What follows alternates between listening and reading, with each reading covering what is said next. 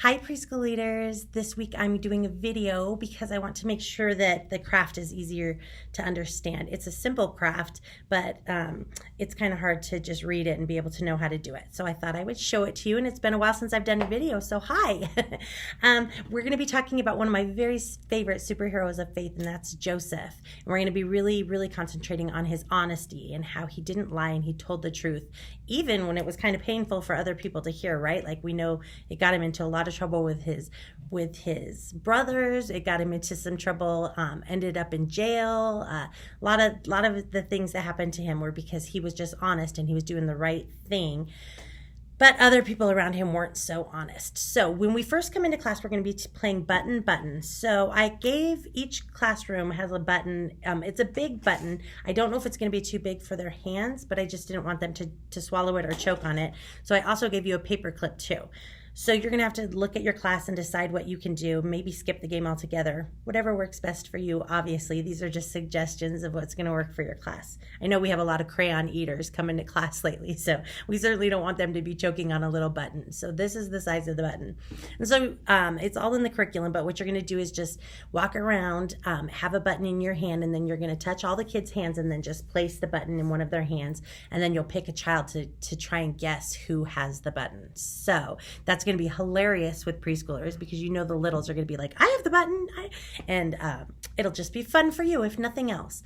So then you're going to move on to story time, and of course we're going to be telling the story of Joseph and how he was honest, and because of his honesty and telling the truth about the Pharaoh's dreams, that he ended up being like second in charge, and because he was honest and he was second in charge, he was able to save all of his people. So that is a pretty fantastic superpower, that honesty. Then you're going to be playing a game about telling two truths and a lie. And again, this is going to be a little bit tricky with preschoolers. So what I would do in my classroom is I would start out with something about me. Then I would maybe go down to all of my helpers and have them do two truths and the lie and have the kids guess. And then after they get acquainted with the game, then maybe pick some of the kids to try and do it. So for me, I would say two truths and the lie. I would say I am wearing a blue shirt, I have curly hair, and I am a boy. Which one's the lie? So something like that.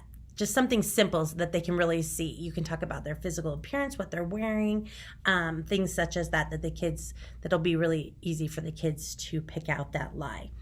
Then for our craft, we are going to make superhero belts. So each child will get two of these lightning bolts. Oops, that's upside down. Two of these lightning bolts and two of these I can be honest tags.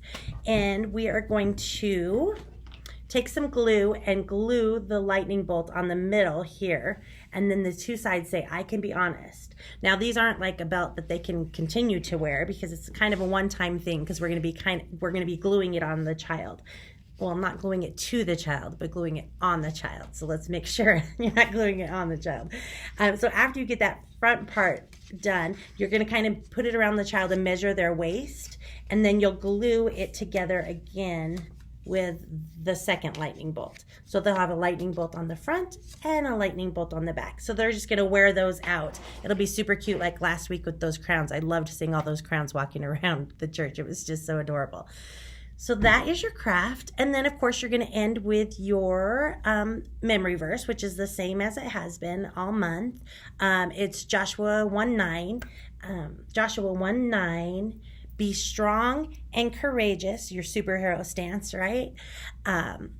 And Joshua 1:9. And then you'll do prayer time and say goodbye to the kiddos. So I know it's a lot. There's a lot going on, but obviously, like every week, pick and choose what works for you. It does not hurt my feelings if your class is not able to do the craft. That is not a big deal.